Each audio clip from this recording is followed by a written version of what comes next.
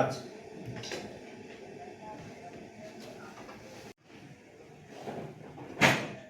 10 minute পরে কথা বলি।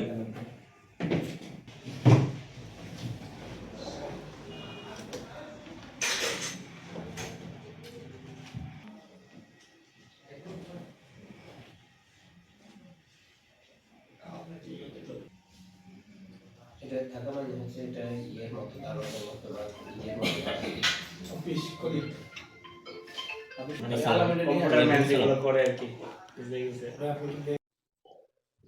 বাংলাদেশ শিল্প উদ্যোক্তা অ্যাসোসিয়েশন নিয়ে অনেক বড় পরিকল্পনা আছে ভবিষ্যতে সামনে।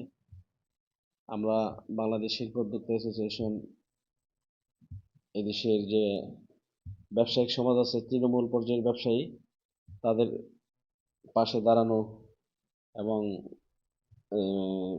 তাদের যে সুবিধা অসুবিধাগুলো আমরা দেখব, যাচাই বাছাই করব। এই নিয়ে আমরা আসলে কাজ করতেছি।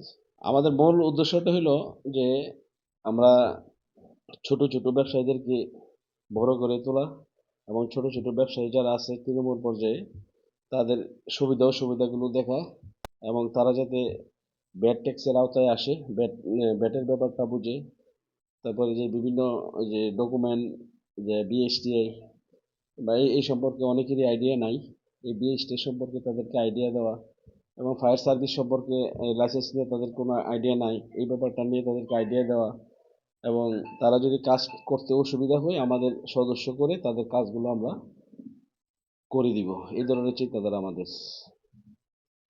আজকে তো আপনাদের একটা সমন্বয় একটা মিটিং হয়েছে আপনাদের আপনারা কি কি মানে সিদ্ধান্ত নিয়েছিলেন? এখানে আমাদের সিদ্ধান্ত হয়েছে যে আমাদের আসলে গত 27 তারিখে একটা পিকনিক হয়েছে, এই পিকনিক এরপরে আর আমরা বসি নাই।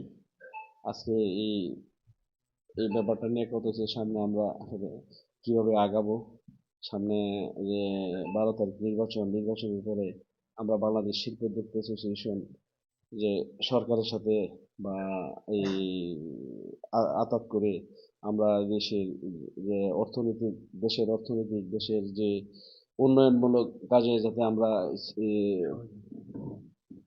সহযোগিতা করতে পারি, এই ব্যাপার নিয়ে আজকে আলোচনা হয়েছে। আসলে কেন এই শিল্প উদ্যোক্তা গঠিত হয়েছে কেন সেটার পরে আমি একটু আপনাকে বলছি। বাংলাদেশে প্রায় 491টি অ্যাসোসিয়েশন আছে, এছাড়া চেম্বার আছে, সবগুলি A category, B category, C category, বিভিন্ন চেম্বার সদস্য আছে।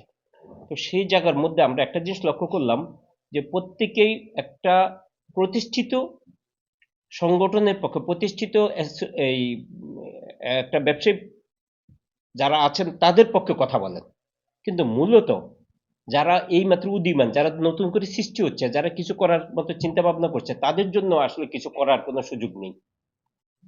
যে কোনো সংগঠনগুলো, ঢাকা চেম্বার্সের যদি সদস্য বা যে কোনো চেম্বার্সের সদস্য হতে হলে তাকে যতগুলো কাগজপত্র প্রয়োজন, তার মানে ততদিন সে একজন প্রতিষ্ঠিত একটা ব্যবসায়ী।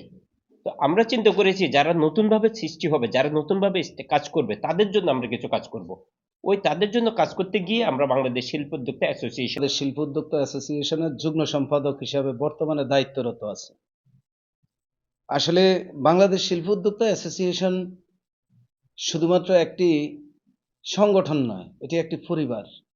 আমাদের লক্ষ্য এবং উদ্দেশ্য বাংলাদেশের তৃণমূল পর্যায় থেকে একবারে সর্বোচ্চ পর্যায়ে পর্যন্ত যে সকল ব্যবসায়ীরা বিভিন্নভাবে বৈষম্যের শিকার, তাদেরকে ঐক্যবদ্ধ করা এবং তাদেরকে সার্বিক সহযোগিতা করে বাংলাদেশে প্রতিষ্ঠিত ব্যবসায়ী হিসাবে প্রতিষ্ঠা করা এবং তাদের মাধ্যমে বাংলাদেশে ব্যাপক কর্মসংস্থান সৃষ্টি করা এবং বাংলাদেশের এই ব্যবসায়ীদের মাধ্যমে সারা বিশ্বে বাংলাদেশকে একটি উন্নত শিল্প বিষয়ক সম্পাদক। আমি এই অ্যাসোসিয়েশনে একজন কার্যকরী পরিষদের সদস্য হতে পেরে নিজেকে খুবই ধন্য মনে করছি এবং আমার খুবই ইচ্ছা যে সারা বাংলাদেশের ছোট ছোট যে উদ্যোক্তারা রয়েছে, যে তরুণ উদ্যোক্তারা রয়েছে, তাদেরকে নিয়ে সারা বাংলাদেশে একটি শিল্প দিয়ে সম্প্রসারণ করে সারা বাংলাদেশকে এগিয়ে নিয়ে যাব।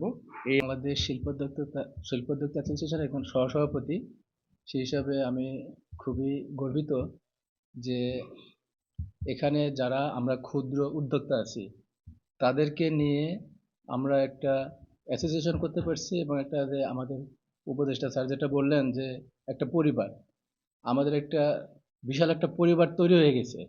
এই এত বড় একটা পরিবারের সদস্য হতে পেরে খুবই আনন্দিত।